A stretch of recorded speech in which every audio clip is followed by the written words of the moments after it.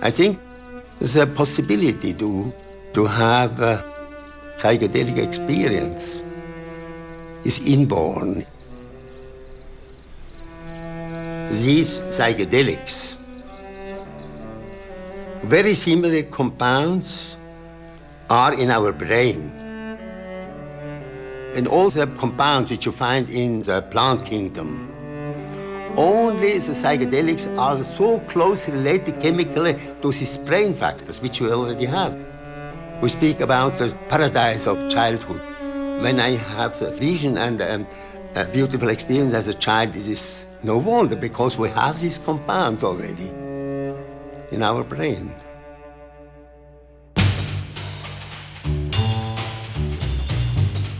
In the 1940s, Dr. Albert Hofmann discovered a substance that had a profound influence on the way science viewed the human mind. D-lysergic acid diethylamide, or LSD.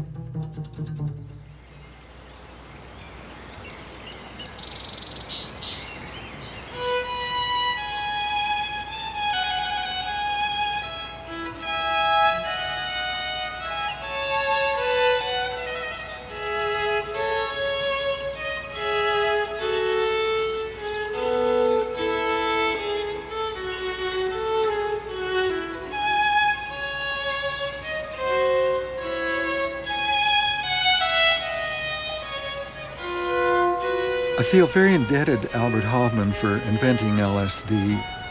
After my first LSD experience, I claim that this was the greatest discovery that man had ever made. Because after all, the human mind is the most important attribute we have.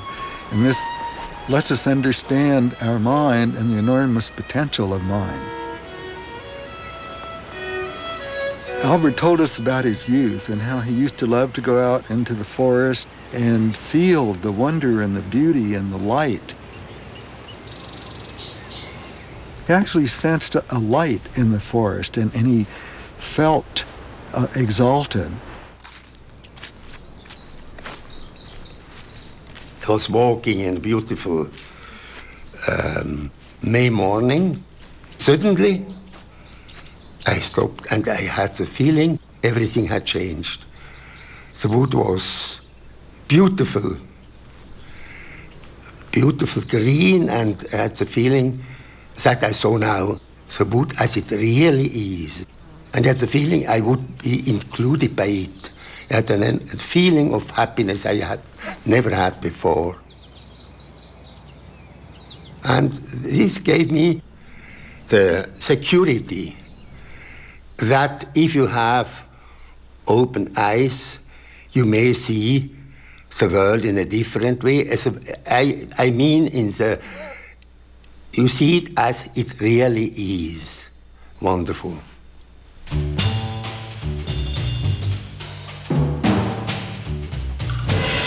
1943. War rages across Europe. In the neutral confines of Switzerland, chemist Albert Hofmann is hard at work at the Sandoz Pharmaceutical Company's Basel laboratory. While searching for a cure for migraine headaches, Hofmann accidentally ingests a minute amount of an experimental substance that would change both his life and the world, LSD-25. Many would come to view it as a spiritual antidote to the atom bomb. Before the decade is over, Sandoz has sent Hofmann's discovery to researchers and psychiatrists all over the world for testing. Research projects spring up in such places as Canada, the US, England, and Czechoslovakia. One day we got a large box full of ampules, and it was LSD. And there was an accompanying letter that said this was a very fascinating substance, discovered practically by accident, or Dr. Hofmann, the discoverer, likes to call it serendipity rather than accident. When I discovered LSD, it was believed it was a product of laboratory. And then we discovered that these compounds had existed already for thousands of years in the plant kingdom. Not exactly LSD, but practically. When he intoxicated himself accidentally, he discovered that this was a very, very powerful psychoactive substance, and then he confirmed it in a planned self-experiment. being a cautious man, I started with a very, very little amount, only with a quarter of a milligram. I tested. And then I had I could say a terrible experience. We take a long time to get used to our world when we're well, we take many years, in fact, learning about it and learning how to behave in it. And when it changes suddenly and dramatically, we may not like this. After some hours, when I was laying in the bed, I came back. I came back for a foreign, quite foreign existence to new life. I saw, certainly, I realized how wonderful our Earth is. I felt newborn, to be newborn, and even the next day, when I went in the garden, the world was new.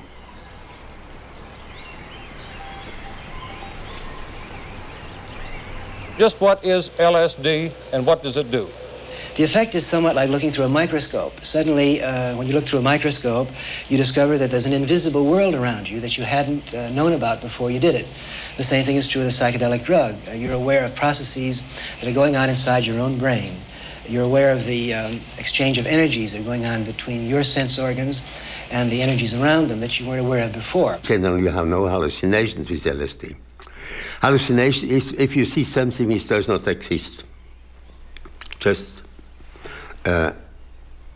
But under LSD, you see things which are transformed, and comes. It is a different view, a different experience of our existence. The very fact your senses change means that you're faced with a lot of new and quite unfamiliar problems.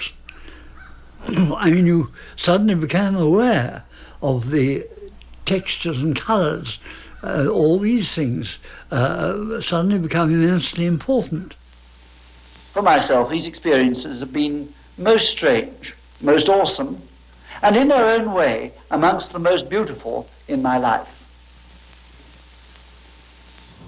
A sense of special significance began to invest everything. Everything was brilliantly sharp and significant. If I fixed my attention on a flower, I felt that I could spend all day in contemplating it. Phrases such as, "I've seen with the eye of the world," "the eye of the newborn and the new dead," sprang to my tongue, apparently without construction. A plain wooden chair was invested with a chairiness no chair had ever for me before. One begins to see significance in things that you didn't see before. Many people become aware of a quite different world.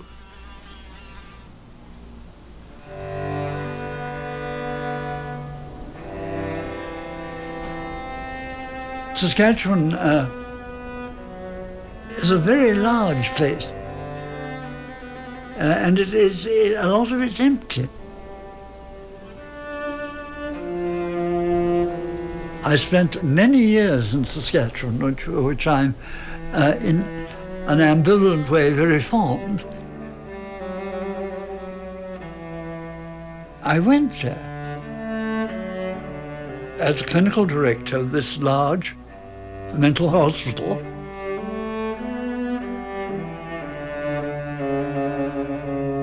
I enjoyed the distant days in Saskatchewan.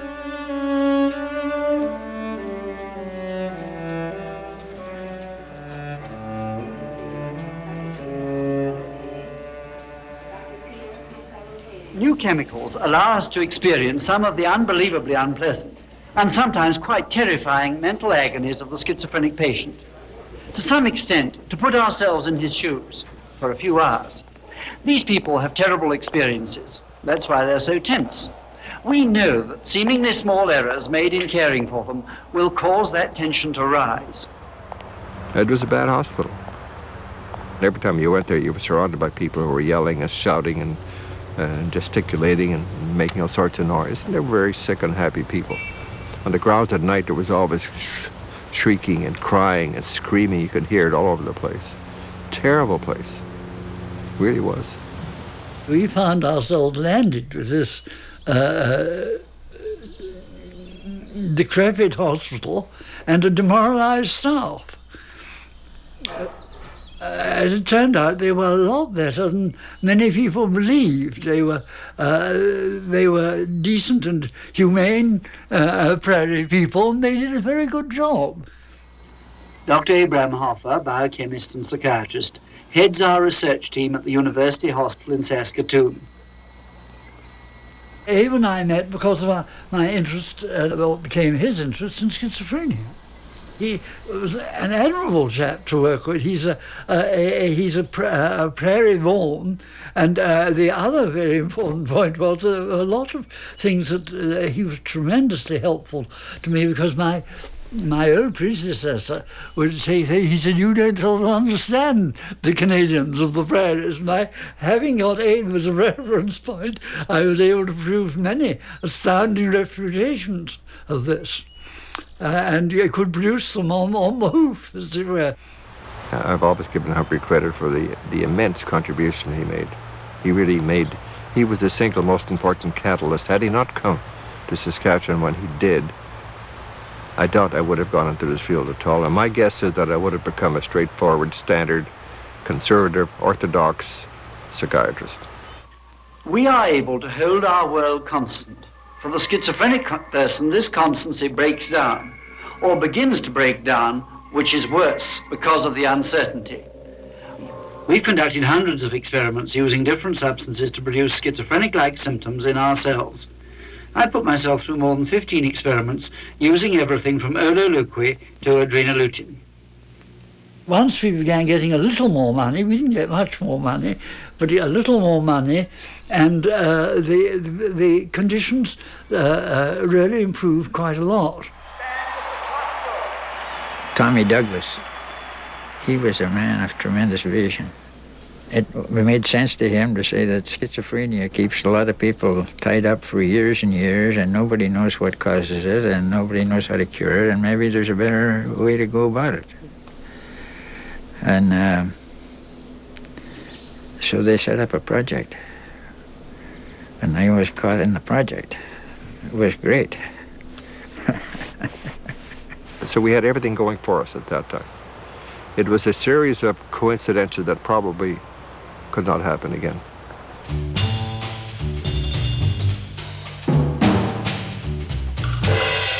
By the mid-1950s, LSD research was being published in medical and academic journals all over the world. It showed potential benefits in the treatment of alcoholism, drug addiction, and other mental illnesses. Some psychiatrists and other mental health workers began taking it themselves in order to experience greater empathy with their schizophrenic patients. Much of this work was pioneered by Osmond, Hoffer, and Blewett in Saskatchewan, where the prevailing psychoanalytic model of mental illness was about to give way to one based on brain chemistry.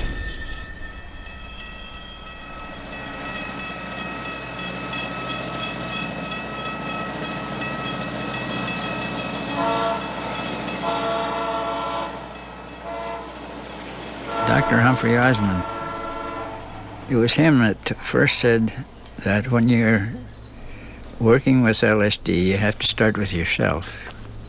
And you should, to put yourself forward as knowing something about LSD until you'd taken it was almost criminal. And he sort of laid down the ground rules of research with LSD in the province, and they were very sound. This is compared to the research that was carried out in other centers. This Saskatchewan was miles ahead of the pack. In Saskatchewan, and cooperating with scientists all over the world, we've been working to prove a theory we think is sound. We decided to use these drugs to see if we could get inside the skin of a schizophrenic patient. to see if this might give us a clue as to how we might better treat them. I was simply interested in seeing what this was the experience our patients had, what it was like. And it was a great surprise to me. LSD really changed our thinking. And it had the following major changes, that once we had taken the LSD, we became much more aware of what was happening to the schizophrenic patient. And it also had the effect of taking the patient's accounts of their experience very seriously, which you don't necessarily do if you hear them every day and they're always much the same. You don't really think about what's it like for that particular person. Dr. Hoffer, you've used it in treating alcoholism. Why do you use it for that purpose? In my opinion, Mr. Burton, and this is based upon 500 cases that we have treated over the past 8 years, we selected alcoholics because it is often easier to know whether they are improved or not. And many of our people had not responded to the best treatment that we could give them, and they are now sober and good people. We began to use LSD to treat alcoholics. The original idea was to use it as a drug. Give them LSD, give them a terrible time, and hope that they would therefore not want to drink anymore. It didn't work that way at all. Alcoholics tended to be very tolerant of their own shortcomings, and they rather like not to think about this. The great advantage with one of the hallucinogens is that you could make them very well aware of this, and it might alter, sometimes change their behavior.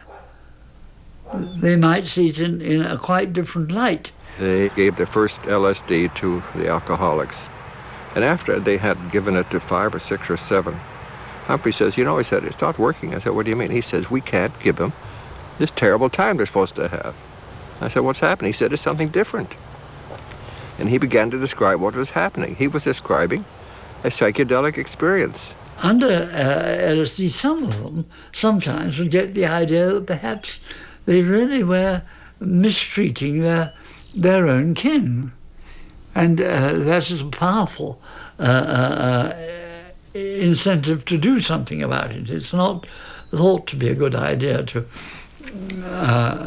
persecute your own family unless the family like it. And presumably, if they took a dim view of your drinking, they didn't like it. These experiments have helped us to experience something of how these ill people perceive the world, its dimensions of time, space, and color.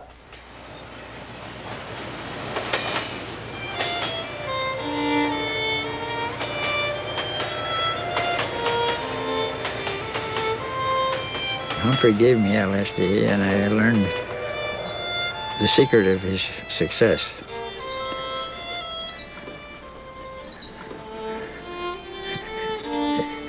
It's all on the inside. It's just looking for you.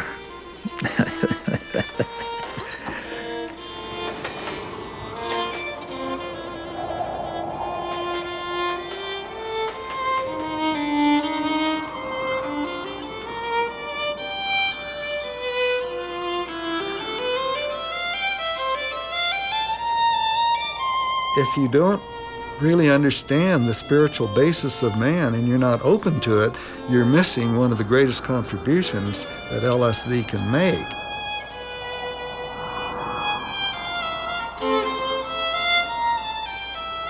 Well, Hubbard came along and demonstrated a whole new way of using it based on spiritual realization.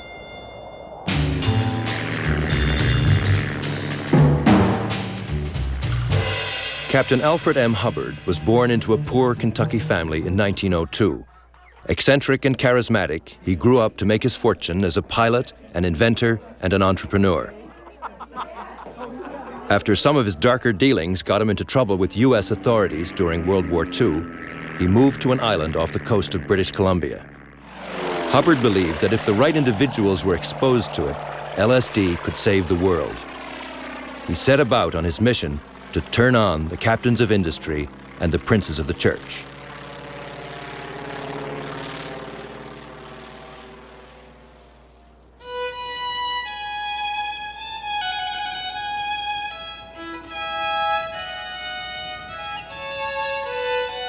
In a good LSD experience, what happens that as you resolve your inner conflicts and the loads and the barriers that have developed, and you begin to reach down into the depths of your own being, you see more and more levels of being, more and more levels of understanding.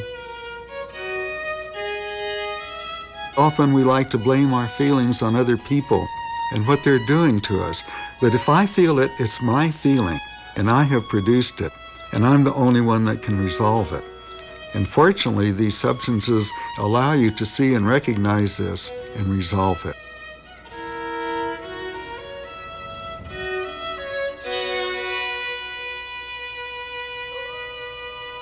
Meeting Hubbard was one of the most remarkable things that ever happened to me. Maybe not as effective as taking LSD, but he was so different than anyone I'd ever met.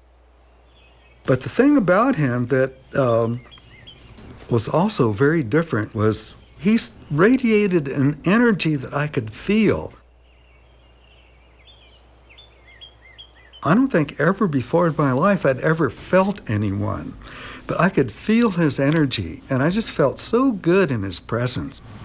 He had a religious vision that he was working on behalf of the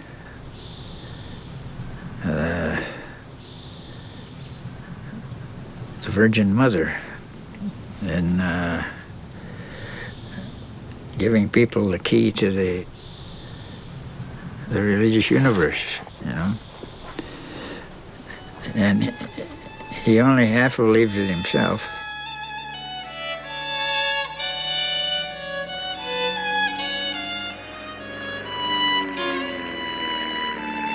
But he was the most unlikely man to be on a religious mission that you could possibly imagine. He has a lot of tricks up his sleeve. He gave me a little methadone, which is a nice euphoria. So it left me with very good feelings about Al Hubbard, and I was pretty convinced that I needed to go and try LSD with him. So I made a date and went up to Canada. I was just astounded at what I learned, and I felt enormously free from the way I had before. And then I just couldn't get over such a profound learning experience. So naturally, I became very enthused about it. I started talking to people about it and encouraging others, and began to wonder how I could get more and more involved. We set up the foundation in Menlo Park, and we had got a lot of help from Al. We formed a corporation. Hoffer and Osmond were on the board of directors. Al was not interested in extremely objective evidence. He was interested in the evidence he liked, which is very human and understandable. He lacked any sort of credence because he didn't have the customary training. And people just sort of poo-pooed him as a wild man, but he was some wild man. I only met him once. It was very amusing. He came for lunch, a very busy man, and he came with some apparatus. The apparatus was to give himself some CO2, I think. And after lunch, he took his dosage of CO2, and then he was happy, and then he left. That's the only time I met him. Very extraordinary type. Aldous would be fascinated by a person like that. Oh, yes. Whether one makes contact with Aldous Huxley through his writing or in personal conversation, the impression that comes almost immediately is that of a uniquely versatile, omnivorous intellect, constantly searching and probing with a clean, cold incisiveness. Aldous saw an article that I'd written somewhere, and through that I got to know him. He was a very nice person to me. First, at his best, an excellent conversationalist, and immensely learned, and very good-natured. And of course, he was practically no subject. He didn't know a lot more about it than I did, so I was very impressed by this.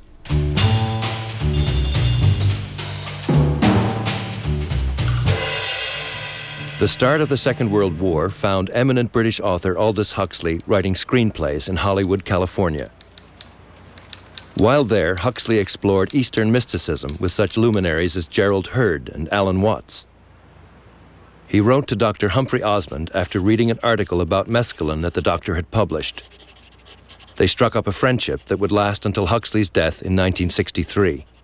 But it was during their first meeting in 1953 that Osmond gave Huxley his first psychedelic experience, which prompted the author to compose his famous essay, The Doors of Perception.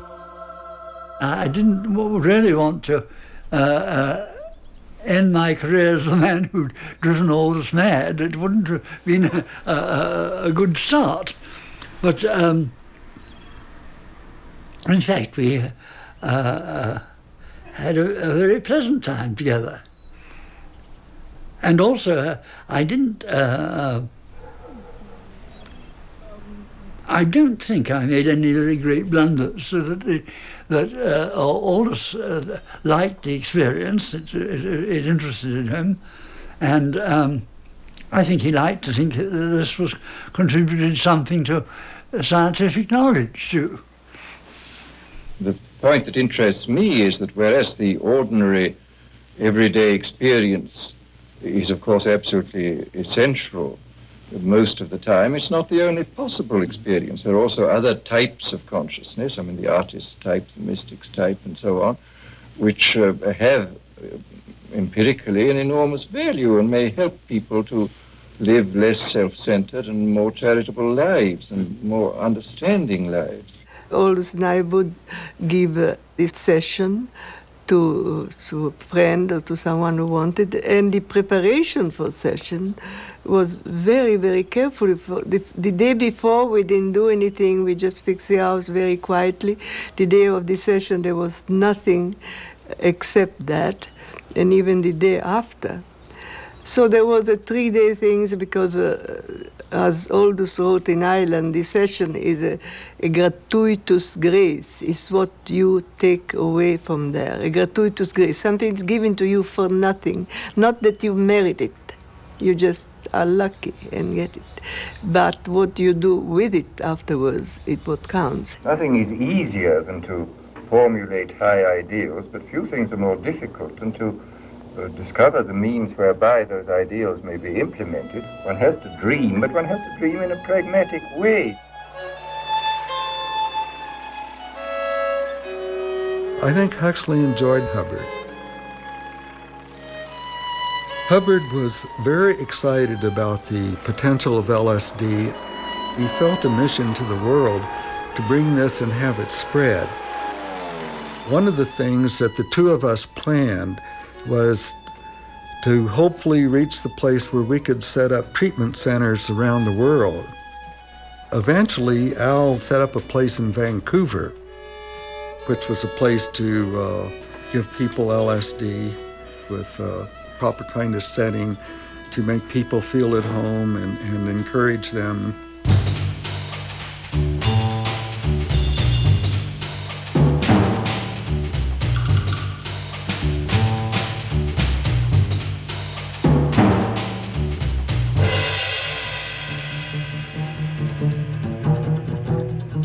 When the person was accepted to go through the program, he was given an outline to write his history, what problems he had, if he had any health problems, what was the relationship with his parents, what was his childhood like. So then they came to the session and some introductory remarks were made. The importance, for example, of just releasing to the experience and knowing that they had help and could ask questions. And then they were administered LSD. And then we would lie them down on the couch. We'd put headphones on them and encourage an internal journey. And then we would put on music. And we would keep playing the music. And usually it's been the first 2, 3, maybe even 4 hours there. And that's what we wanted, for them to go deeply into themselves and explore. Of course, we were taking notes, and we had a tape recorder so that everything that was said was recorded. Can I come up for a minute? Certainly, David. So then, after 4, maybe 5 hours, they would feel like coming out and sitting up, so we began to talk. That was magnificent. We would show them pictures of the family so that they could look at them and spend time with them, which is probably the most important part of the session for people who were there for therapeutic reasons. Hubbard was very ingenious at working out things that promoted the effectiveness of the LSD experience. One of them he came up with was the strobe, and he found that if the strobe light, if you get it pretty close to the alpha rhythm, produced a very weird effects. It does anyway as a natural strobe. When you combine that with LSD, it's really very remarkable.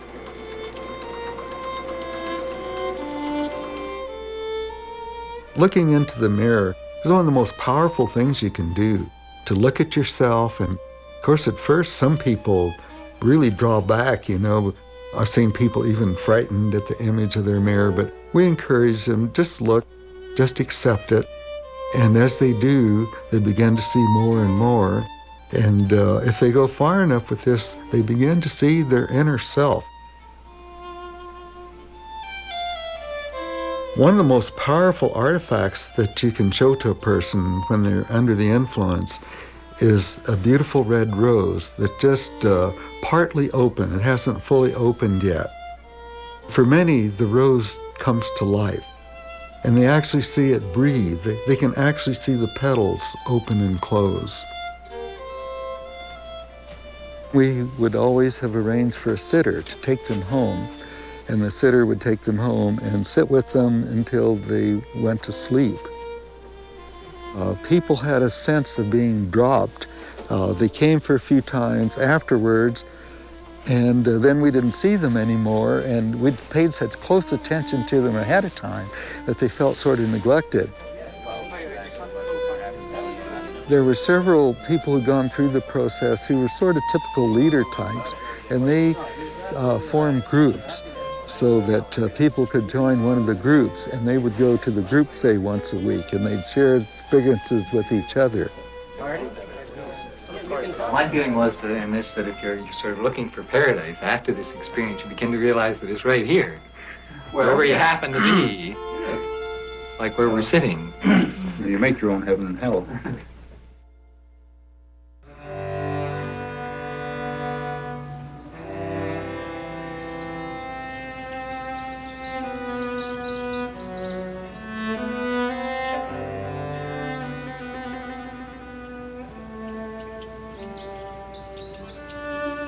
It's very important that one is prepared for the use of psychedelics. It is not just fun, it is a very serious experiment. Psychedelics allow you to do things, but you only do the things that you really want to do. And if it's something that you don't want to do, then stay away from it. It's not for you.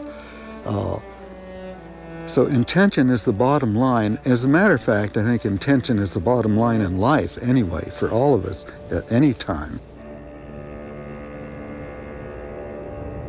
When you think about ritual, traditional ritual ceremony, that's just the purpose of intentional use of arranging the set and the setting.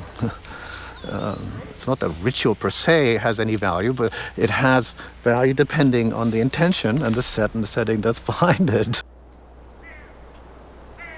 Set is what you bring to the experience.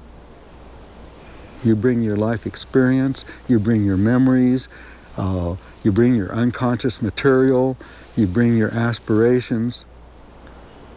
Some people may have a much better set and sail very smoothly through these experiences. Others may have very difficult sets and may have to work harder and maybe be a lot more uncomfortable before they get things resolved. Setting is also important, and setting is the place where you have the experience. It's your surroundings, it's your companions, and these things are very important. The approach to give a LSD session was extraordinarily thought out, careful, respectful, loving, and it's also self-effacing, because the most difficult thing if you are a guide is not to have opinion, to let the person give whatever he feels, whatever he sees.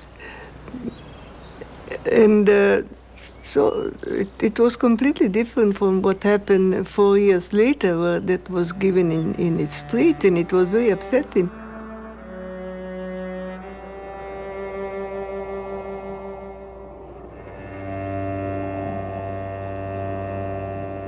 When young people started using it, they'd go to a party or something and they get stoned out of their gourd, and then there was no support system if they freaked out,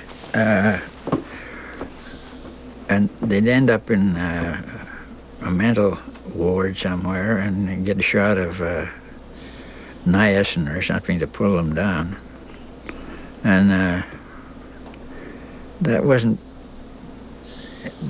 wasn't very effective way of getting them to consider what they were learning. If the setting is threatening and frightening, or if the people involved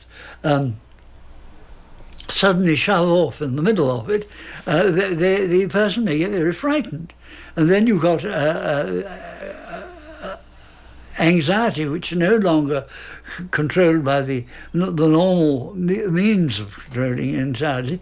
It just goes on, and they may panic. And that, of course, has happened.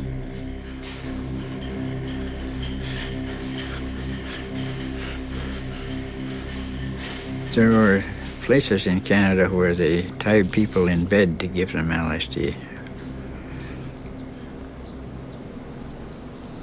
And I don't know why they would do that, but partly that came about because the early research with it was done by the American Army, and their aim was altogether different. They wanted to use it as a weapon.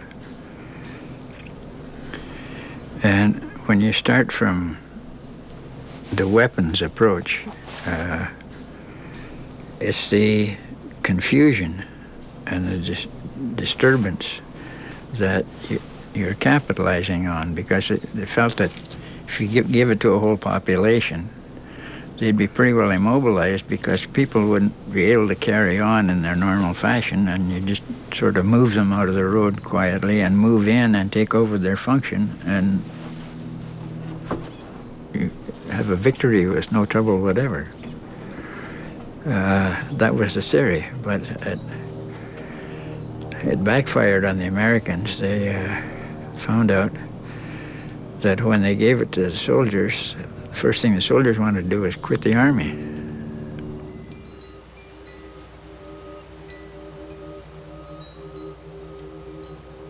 We teach the science and art of ecstasy. We teach people how to turn on or how to go out of their minds. By turn on, we mean to tune in, to get beyond your routine ways of thinking and acting and experiencing.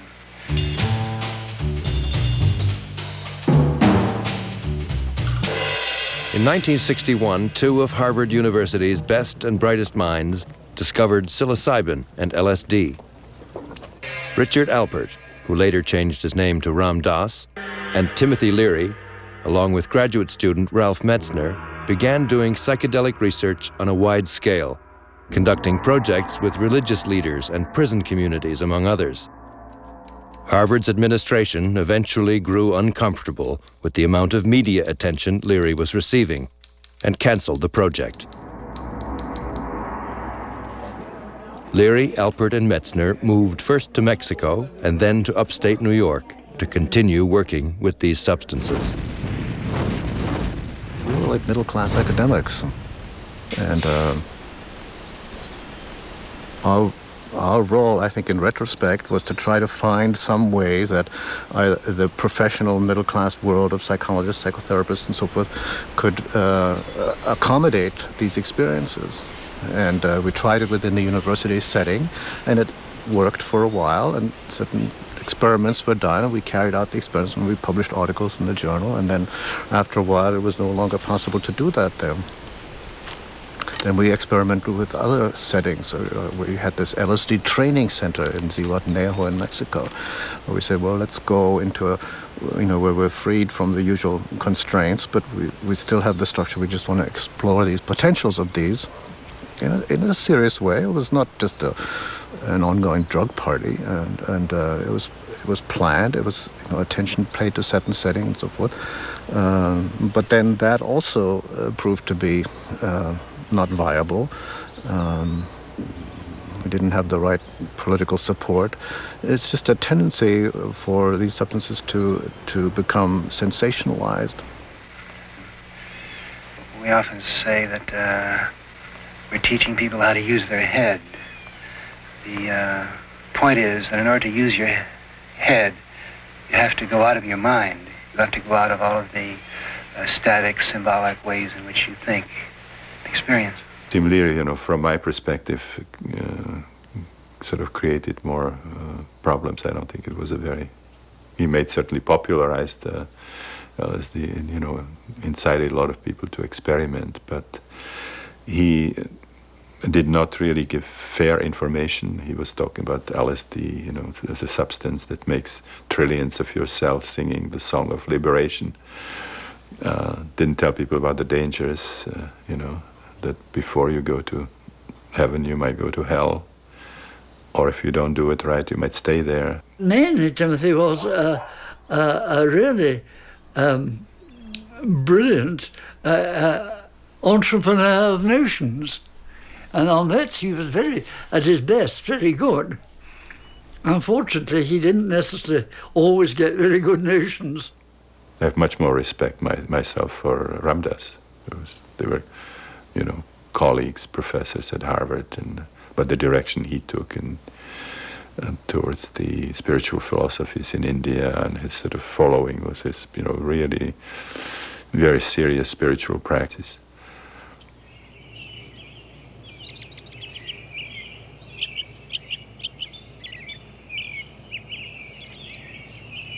I was more using psychedelics to clean myself out. Tim was using it more to clean the society out. I wasn't born Richard Albert. I was just born as a human being. And then I learned this whole business of who I am and whether I'm good or bad or achieving or not. All that's learned along the way. And you see all those learned things separate. So you start to have this dissociative experience of where all that you become is awareness, is a point of awareness. That's all that's left. I remember the first time this happened to me, as professor went and middle-class boy went and pilot went and all of my games were like going off into the distance. I got this terrible panic because indeed I was going to cease to exist. And I got the panic, which is the panic that precedes the psychological death, because indeed Richard Albert was dying. The psychedelics opened my mind to whole new spaces of myself and the universe. I remember thinking at the psychedelic session, the with mushrooms.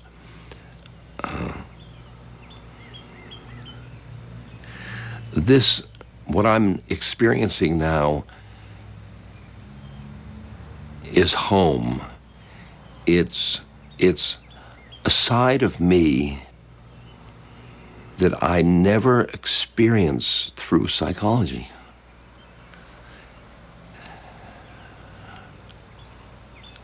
It's like a new level of my being. And I got so excited.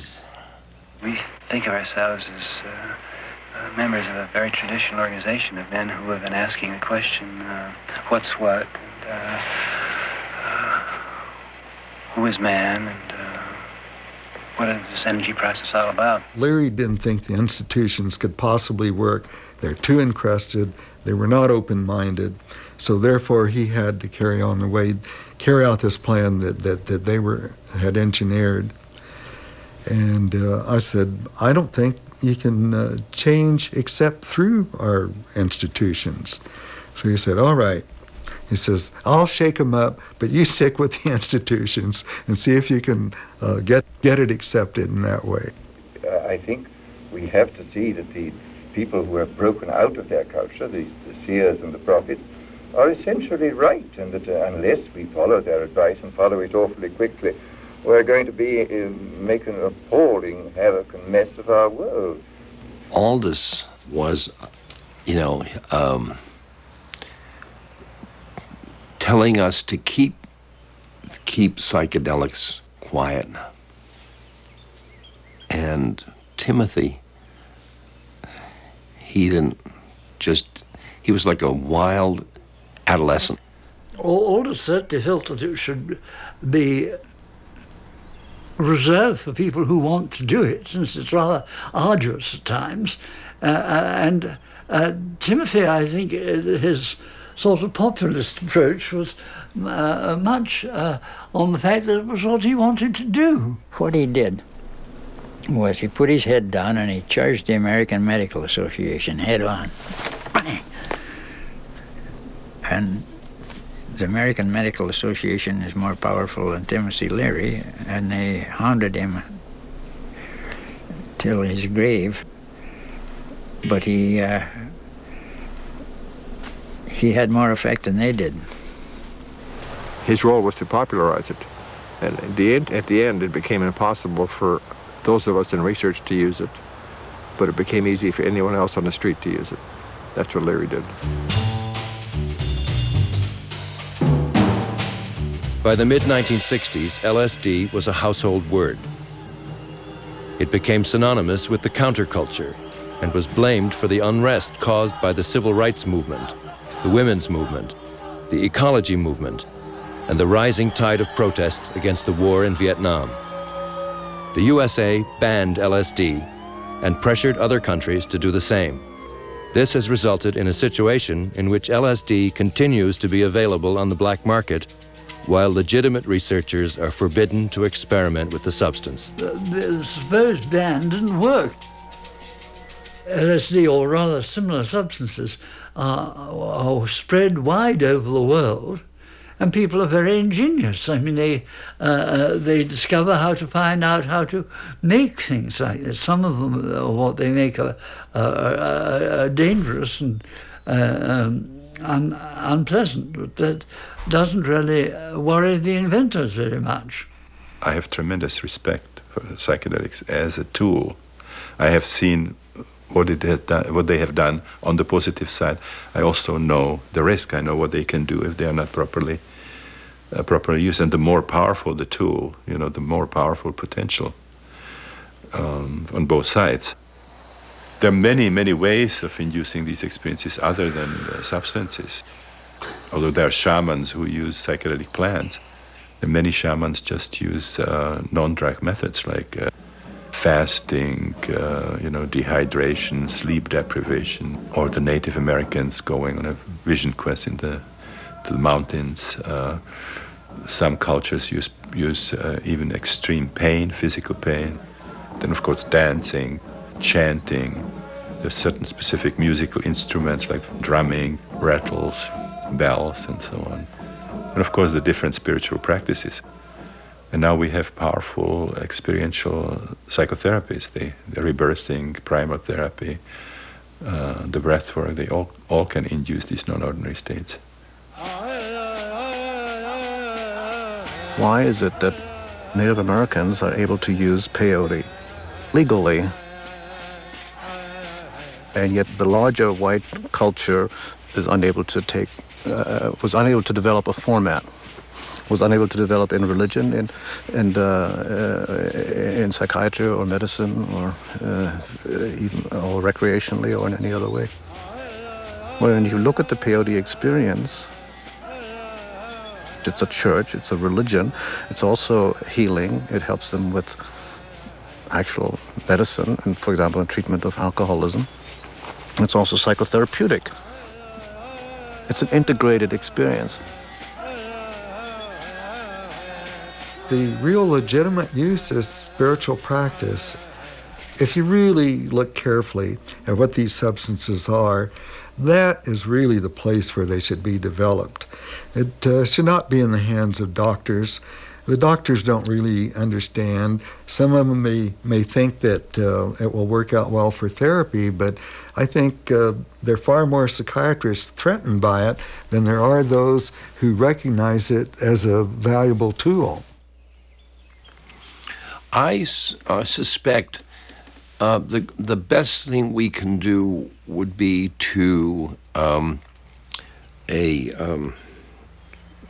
ritualize this. We should have a kind of meditation centers where there would be the right conditions, the right dosages, all these factors which must be known are fulfilled.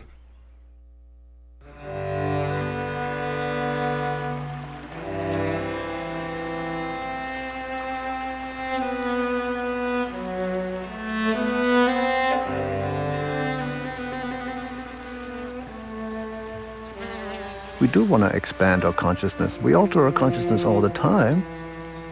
We cycle through waking and dreaming and sleeping. It's natural. Consciousness naturally varies.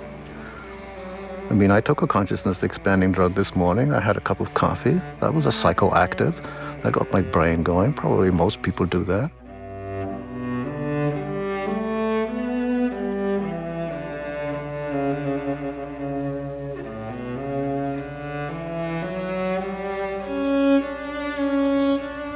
We interact with psychoactive substances and plants all the time. And the point is to do it in a conscious way, in a discriminating way, in a purposive way, to choose it. LSD, it's got me to see my stroke in a different way. And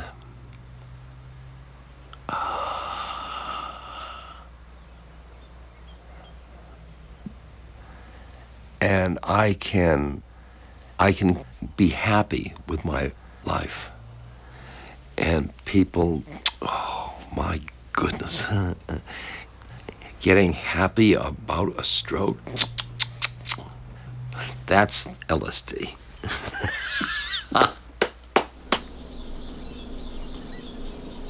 There are still people who are violently opposed to psychedelics. Very few of them have ever tried psychedelics. And 99% of the opposition to them comes from people who are completely ignorant of their effects. But whether it'll change remarkably in the next while, it's hard to say. Some things take years and years and years as they finally find the right solution. And I am convinced LSD will find the place it needs in the human culture.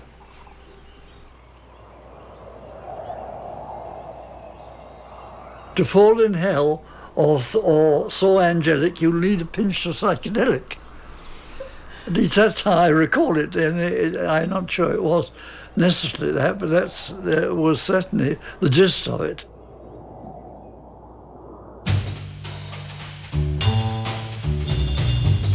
To fall in hell or so angelic, you'll need a pinch of psychedelic.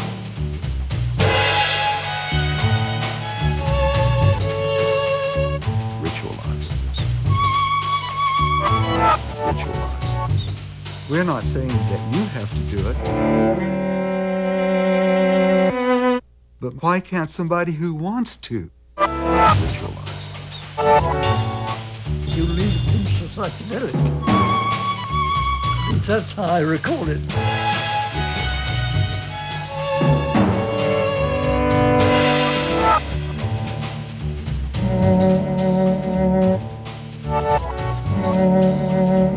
Why can't somebody who wants to ritualize? You see it as it really is. Wonderful. That's certainly the gist of it.